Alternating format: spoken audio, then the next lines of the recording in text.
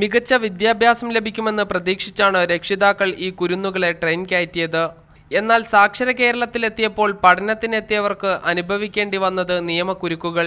ഇന്ന് രാവിലെ കുട്ടികളെല്ലാം സ്കൂളിലെത്തുമ്പോൾ ഉത്തരേന്ത്യയിൽ നിന്നെത്തിയ 424 കുട്ടികളുടെ പ്രവേശനോത്സവം മുടങ്ങി. പാലക്കാട് ഓർഫനേജിന് കീഴിലുള്ള സ്കൂളിൽ പഠിക്കുന്ന കുട്ടികൾ എത്തുമ്പോൾ 167 കുട്ടികൾ പഠനം നിഷേധിച്ച് നിൽക്കുന്നത് പാലക്കാട് ഓർഫനേജ് അധികൃതരെ പോലും ദുഃഖത്തിലാഴ്ത്തുന്നു. പലരും പുത്തൻ യൂണിഫോമുകളും മറ്റ് പുതിയ ബാഗ്, പുതിയ കൊട, വളരെ സന്തോഷകരമായിരിക്കും അവരുടെ ആദ്യത്തെ വരവേൽപ്പ്.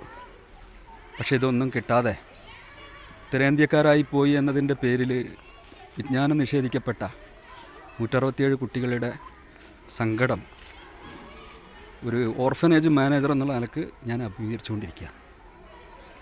എനിക്ക് പ്രത്യേകം പറയാനുള്ളത് അധികൃതർ വളരെ വേഗം ഇതിന് തിക്തമായ പരിഹാരം കാണണം. കോഴിക്കോട് ചൈൽഡ് വെൽഫെയർ കമ്മിറ്റിക്ക് കൈമാറിയ 88 കുട്ടികൾക്കും മലപ്പുറം CWCക്ക് കൈമാറിയ 123 കുട്ടികൾക്കും പ്രവേശനോത്സവം നഷ്ടമായി.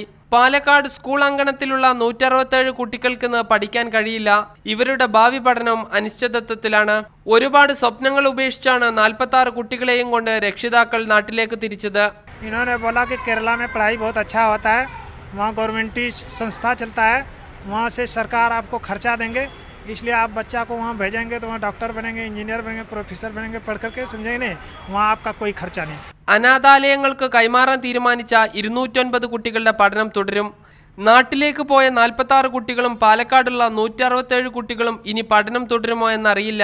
വിദ്യ തേടിയെത്തിയപ്പോൾ തടഞ്ഞുവെച്ച ഒറ്റ കാരണം കൊണ്ട് ഈ കുരുന്നുകളുടെ പഠനം മുടങ്ങുമോ എന്ന ആശങ്കയിലാണ് പാലക്കാട്ടെ സാമൂഹ്യ പ്രവർത്തകർ. ക്യാമറ പേഴ്സൺ ഷിജു ചിറ്റൂരിനോടൊപ്പം സാജിദ് അജ്മൽ, മീഡിയ 1 പാലക്കാട്.